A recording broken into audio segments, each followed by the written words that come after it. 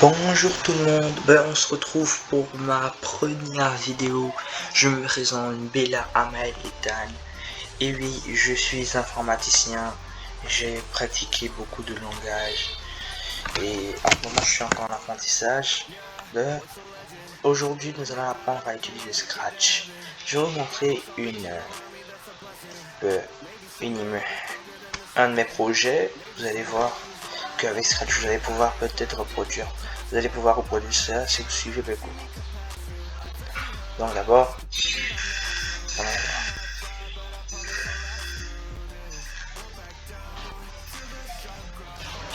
on a d'abord comme Vegeta qui se transforme en super guerrier. On peut le faire bouger avec les flèches du clavier. On peut voler.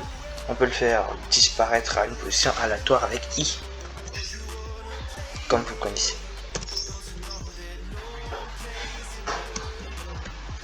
Et on peut le faire un petit combo avec A.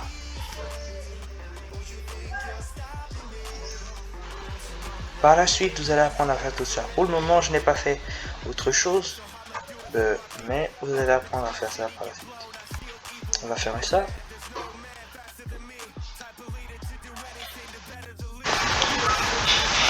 Ok les copains, on se retrouve sur Scratch, comme les grands titres avec ce petit chat là. Si vous ne connaissez pas Scratch, Scratch c'est une application qui sert à créer des petites animations ou des jeux vidéo. C'est vous qui voyez.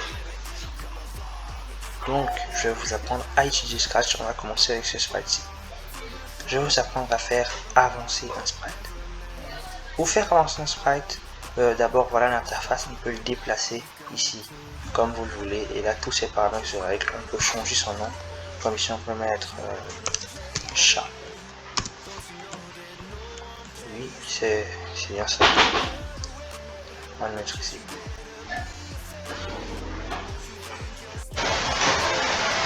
Désolé les amis, j'ai une petite coupure. C'est comme si c'était la même chose. J'ai une petite coupure, j'ai eu un petit problème à régler. Bon, mais maintenant, là c'est là où tous nos personnages vont s'afficher. Et là, nos arrière-plans, notre arrière-plan il est blanc. Et là c'est là où le code va être mis. Donc premièrement, on va choisir un arrière-plan.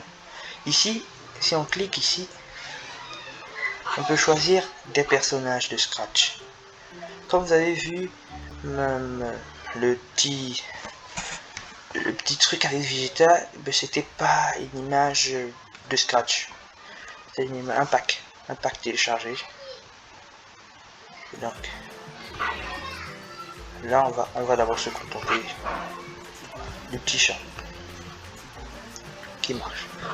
Donc là on a l'arrière-plan, on va choisir un arrière-plan. Moi je vais prendre celui-ci. Vous voyez, c'est mon arrière-plan qui s'affiche. Bon, ici maintenant on peut voir les costumes de notre chat. Donc lui il a que deux costumes, il a ça et ça. Ça et ça. Vous pouvez renommer le nom. Vous pouvez retoucher comme vous voulez sa forme de tête. Comme je vais le faire ici. Vous voyez? Mais on veut la tête. Là c'est pour tourner la partie. Donc nous on veut sa tête normale. Et donc là c'est les barres de code. J'ai failli oublier les sons. Il a un son, il a miaou. On peut aussi, vous pouvez importer vos propres sons. Comme j'ai aussi failli oublier, vous pouvez prendre vos propres images et vos propres backgrounds. Donc c'est à vous qui voyez, vous pouvez aussi prendre vos propres costumes. Si vous avez des costumes de quelqu'un qui marche, son cycle, vous pouvez l'utiliser. Donc on a les codes, les événements, quand le drapeau vert a cliqué, et c'est par ça que nous allons commencer. Les événements, c'est toujours par ça qu'on commence. Donc nous on va glisser simplement ça ici. Donc quand le drapeau vert est cliqué, quand nous allons cliquer sur ce petit drapeau vert, que doit-il se passer? Nous allons le faire avancer. Et bien c'est très simple, pas besoin de paniquer. Pour le faire avancer, on va aller dans le mouvement. Et on va simplement glisser ça juste en bas ici, pour lui dire d'avancer de 10 pas. Donc quand le drapeau va cliquer, avance de 10 pas. Et 10 pas, c'est ça. Vous voyez, à chaque fois que je clique sur le drapeau, il avance de 10 pas. Mais il va pas reculer tout seul. On doit le replacer. Et qui est un peu embêtant. Mais nous pouvons directement l'initialiser à la position C. Donc voici ses coordonnées. Moins 170 et moins 116. Et donc nous allons dire à l'IA. C'est sûr. Donc à chaque fois que le drapeau vert va cliquer, si nous le déplaçons, il va toujours revenir à cette position-ci. Si nous changeons les coordonnées, comme ici je vais mettre 200, il va aller à cette position. Je crois que vous comprenez. Mais nous lançons 70, comme ça, à chaque fois qu'il est cliqué, il revient ici. Mais si à chaque fois qu'il est cliqué, il revient ici, il ne va plus pouvoir avancer de 10 pas. C'est ça le problème, parce qu'à chaque fois, il va revenir à chaque fois. Donc l'avancée de 10 pas ne doit pas être ici. Prochaine chose que nous allons faire, nous allons d'abord lui faire avancer. Comme vous voyez, ses pieds restent statiques. Nous ne voulons pas que ses pieds restent statiques. Pour ce faire, bon, si vous voulez, on peut enlever ça. Nous allons prendre des contrôles. Je vous conseille d'explorer Scratch par vous-même. Moi, c'est comme ça que j'ai découvert Scratch. Je testais les choses. Donc, on va répéter indéfiniment. Donc, on veut que la chose se répète à l'infini. Indéfiniment, ça veut dire que ça se répète à l'infini. Comme vous voyez, le bloc est resté allumé.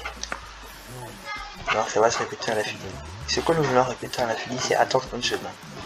Donc premièrement, il va attendre 0,1 seconde. Je trouve que c'est bien. Nous allons aller dans l'apparence. Et nous allons basculer sur le costume. Donc, costume 1. Donc ce qu'il fait, c'est que il va attendre 0,8 secondes et il va aller sur le costume 1. Et le costume 1, c'est ce costume. Donc il va rester sur ce costume. Donc il va pas changer de costume. Et ce que nous allons faire, nous allons dupliquer et nous allons mettre costume 2. Donc vous voyez maintenant l'animation, c'est un peu comme s'il trottinait. Bon, si vous voulez, on peut mettre 0,3 secondes. Il marche pas vraiment, mais il trottine. C'est un peu bon, il saute quoi. Donc là, il attend 0,3 secondes, il bascule vers le costume 1, il attend 0,3 secondes et il bascule vers le costume 2. Il le répète et ça fait comme un effet de marche. Comme ceci. Et maintenant, on peut bien ajouter notre avancée de 10 pas ici. À chaque fois maintenant, il va avancer de 10 pas. J'espère que vous comprenez, ce n'est pas très dur à comprendre. Vous voyez, il avance, bon, plutôt lentement. Il est en train de trottiner, normalement il devait avancer très rapidement. Bon, mais il va aller, il va pas s'arrêter, et il revient.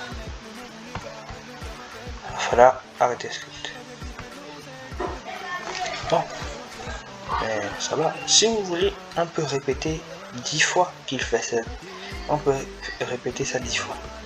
Au lieu que ça se répète indéfiniment, on peut dire que Scratch répète ça 10 fois. Et quand il a fini de répéter les 10 fois, on stoppe le script. C'est très pratique de stopper le script.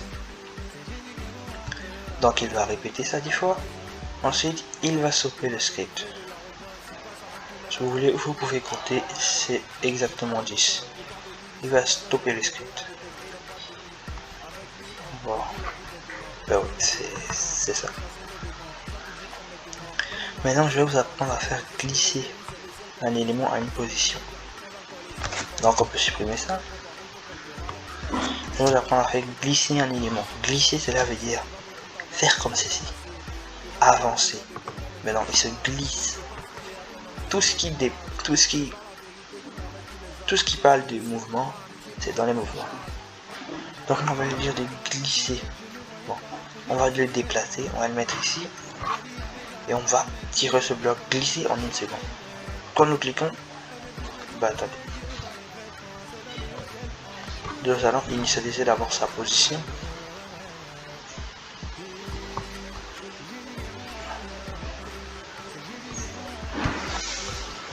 Nous allons attendre une seconde et glisser. Vous voyez, il se glisse exactement là où nous voulons. Je vous remontre encore, si nous changeons les coordonnées, il va toujours se glisser là-bas. Glisser, c'est juste pour un effet de glissade sur le sol. Donc vous pouvez aussi faire ça en marchant, ce sera même mieux. Vous pouvez faire que là-bas ça se glisse en marchant. Mais c'est pas la seule chose que nous pouvons faire. Nous pouvons faire qu'il se glisse à une position aléatoire. C'est pratique pour ceux qui sont en train de faire ça en l'air. Vous allez voir qu'à chaque fois il va revenir à sa position et se glisser à une position aléatoire. Comme ceci. Et maintenant, pourquoi ne pas vous apprendre à orienter un personnage? L'orientation, c'est sûrement bien simple à prendre. C'est la direction du personnage. Si vous avez l'ancien Scratch, vous allez avoir direction, pas orientation. Donc si nous mettons son orientation à 180, cela veut dire vers le bas. Il va se tourner vers le bas. Mais c'est très pratique avec Scratch car tu as une petite flèche. Tu tournes celle-ci, il se tournera derrière. Moins 80, tu celle-ci, il se tournera en haut. Mais 90, c'est celui que nous connaissons, l'initial. Et donc on se va réorienter. On a aussi ajouté 10 à X. Ajouter 10 à X, c'est comme avancer 10 pas, mais ce n'est pas avancer 10 pas. Bon, vous allez comprendre ça plus tard. Mais il y a une différence entre mettre X à. Mettre sert à lui faire. Mettre sert à lui mettre à une position fixe. Mais ajouter, lui, sert à ajouter 10 pas. Donc par exemple, je dis ajouter 20 pas, il va ajouter 20 pas. Il va mettre, ajouter 20, il va ajouter 20. Maintenant, mettre, il va directement aller à 20. Il ne va pas compter un par un. Bon, je sais pas si vous comprenez. Et vous, puisque c'est vous pouvez régler la langue ici. Moi c'est en français, donc rebondir sur le bas atteint. Quand le bas est atteint, il va rebondir. Pas très dur à comprendre. Hein. Maintenant, nous allons faire parler nos personnages. C'est très simple. Vous le voyez déjà ici, il va dire bonjour. Bonjour. Et vous pouvez régler la durée du message. Vous pouvez faire que le message reste pendant 10 secondes. Ou je ne sais pas. Ce que vous allez choisir. On a aussi les variables. On peut créer une nouvelle variable ou utiliser une variable qui est déjà créée. Donc là, la variable est appelée ma variable. C'est pour les trucs de score, comme vous avez vu chez Vegeta, il y avait... Non, là il n'y avait pas de score. Bon, mais vous pouvez mettre un score. Vous pouvez ajouter un score. On peut aussi régler les choses pour d'autres variables. On peut dire, à ce moment-là, tu caches ma variable. Tu dis bonjour, et je peux cacher. Et bon. Une liste, c'est différent d'une variable. On va créer une liste d'objets. Voilà, petite erreur. Objet. Et donc, c'est comme une liste de courses. Vous pouvez peut-être afficher les attaques du joueur ici. Donc, ajouter chose. Après ça, il va ajouter l'objet chose à ma liste. Donc, il dit bonjour et il ajoute l'objet chose à ma liste. Donc, vous voyez, c'est un peu ça. Maintenant, je vais vous apprendre les messages. Les messages sont très importants pour un jeu de passe-passe. Je ne sais pas comment je vais vous expliquer ça. Pourquoi ne pas directement vous montrer?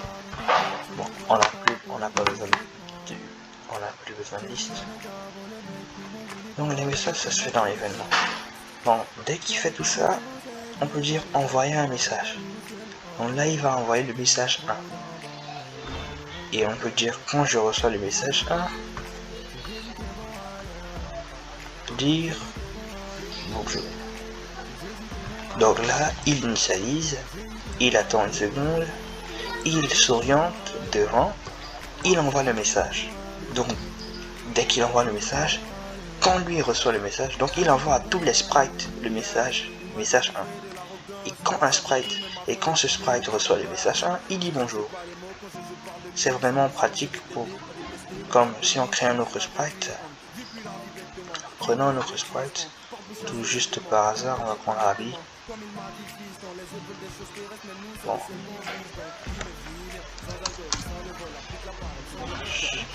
Je vais pas me fatiguer à régler la taille, bon, on va le mettre comme ça. Et on peut dire, quand le sprite Abby reçoit le message 1, elle attend une seconde.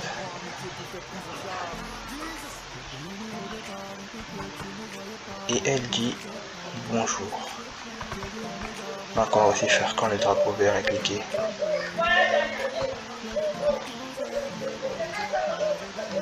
Aller à et s'orienter à moins 90. Donc si nous voyons tout, attendez, on dirait qu'elle ne peut pas se tourner de ce côté-ci. Donc on va lui mettre à 90 quoi. En laissant comme ça, vous allez voir bonjour. Après une seconde, elle répond bonjour. Donc je crois que vous comprenez maintenant à quoi servent les messages. À quoi vous servez à faire des passe-passe. Maintenant si vous avez des sons, vous pouvez les jouer ici. Donc voilà, c'était tout pour la première vidéo. Dans les prochaines vidéos, vous allez apprendre comment vraiment créer des grandes choses. Vous allez voir, vous allez attaquer les choses puissantes. Là. Donc merci pour la vidéo, c'était Mbela Maeletan et j'espère que cette vidéo vous a plu. N'oubliez pas de vous abonner, ça aiderait beaucoup la chaîne.